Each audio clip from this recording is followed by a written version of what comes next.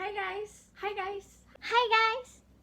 Di video kali ini, karena ini adalah video pertama banget aku di YouTube, please let me introduce myself. Nama aku Rasifa Edita dari kampus PKN STAN. Aku tuh dari prodi D4 Akuntansi dan aku adalah mahasiswi semester 7. Dan di semester ini aku mendapat pelajaran yang namanya manajemen strategis. Di video kali ini, aku akan mengajarkan kalian sedikit banget aja tentang manajemen strategis. Ini mungkin bisa bermanfaat.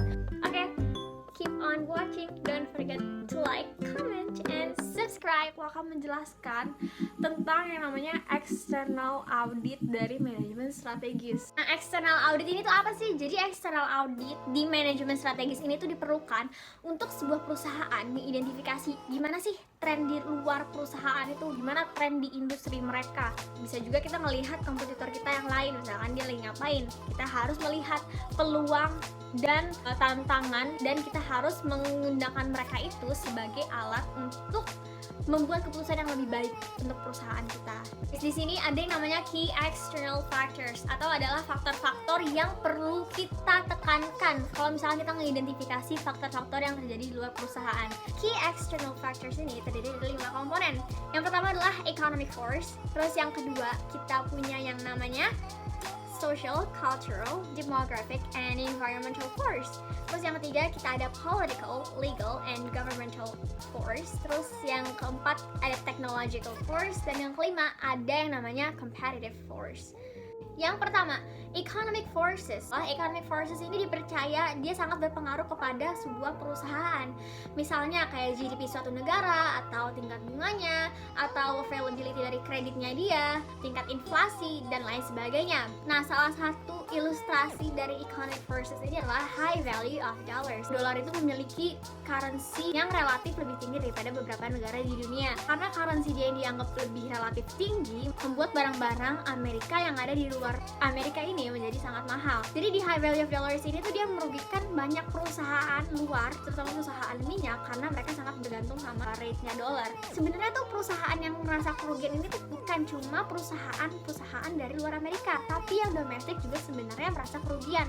Salah satunya adalah McDonald's. McDonald's ini ngerasa kerugian karena kalau misalnya mereka ngejual di Prancis harganya 100 euro, dan kalau misalnya mereka mentranslasikan keuntungan itu misalkan 100 euro jadi 75 dolar kalau di Amerika, nah mereka tuh merasa, oh kok revenue kita cuma segini sih.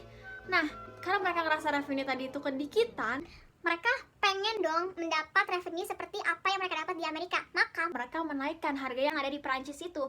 Karena harga yang ada di Prancis itu mahal, konsumen-konsumen yang ada di Prancis itu nggak mau lagi dong makan McDonald's. Mendingan kita makan yang lebih murah mungkin. Jadi, perusahaan McDonald's ini juga bisa mengalami kerugian karena mereka bisa kehilangan competitive advantage-nya kalau misalkan high value of dollars ini tetap terus berlangsung. Lalu yang kedua itu berhubungan dengan tadi social, cultural, demographic, and environmental force. Nah, jadi gimana sih tren dari mereka ini tuh bisa mempengaruhi sebuah kinerja perusahaan atau competitive advantage-nya? Misalnya migrasi.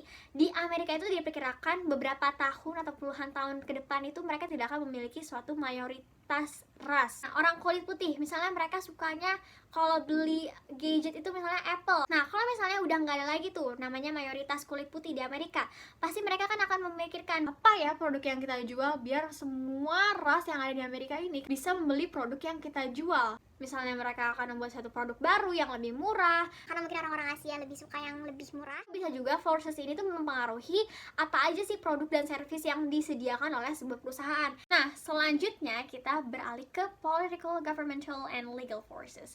Nah, gimana sih mereka itu bisa mempengaruhi suatu perusahaan? Nah guys, di David dan David ini diilustrasikan sebuah contoh yang menarik loh. Jadi Starbucks ini di Washington ini dia tuh mereka mendukung same sex marriage. Jadi mereka ini malah mengexpand di Starbucks seluruh state di Amerika ini buat sama-sama ngedukung. Nah, tapi itu ada oponen yang gak suka, namanya National Organization for Marriage yang berbasis di Seattle. Nah, katanya mereka ini bakal balas dendam ke Starbucks. Pokoknya Starbucks ini bakal pay the price.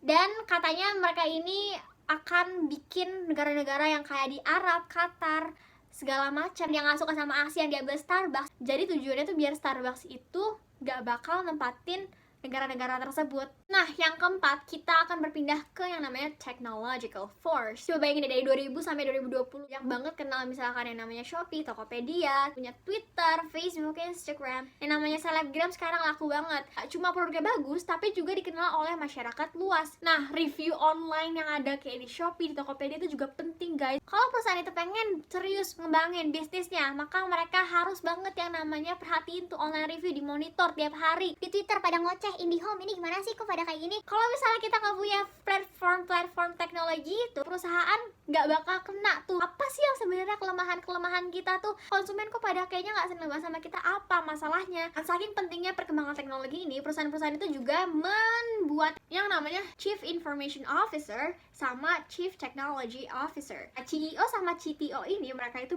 formulasi teknologi yang diperlukan untuk suatu perusahaan. Kalau misalnya kita mau jualan, masa kita pakai ini, orang yang lain-lain udah pada pakai ini. Jadi si CEO sama CTO ini perlu bekerja sama agar perusahaan itu bisa mendapatkan keputusan strategis yang paling baik dan paling menguntungkan sebuah perusahaan itu. Bahkan saking teknologi itu berkembang banyak banget, cyber security itu sangat-sangat mahal. Pengeluaran perusahaan itu tuh banyak buat ngelindungin data-data konsumennya. Akhirnya kita memasuki forces yang terakhir, Itu adalah competitive forces. misalnya Mitsubishi menganggap Toyota tuh modelnya terlalu itu aja, terlalu simple, terlalu basic. Berarti kita harus membuat model yang lebih menarik, lebih sporty, kelihatan mahal, luxurious, dan sebagainya. Akhirnya kita memasuki forces yang terakhir, Itu adalah competitive forces.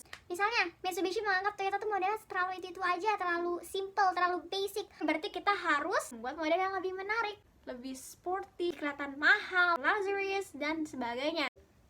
Nah, aku mau bikin closing. Jadi terima kasih banget sudah mendengarkan materi ini. Semoga ilmunya bermanfaat.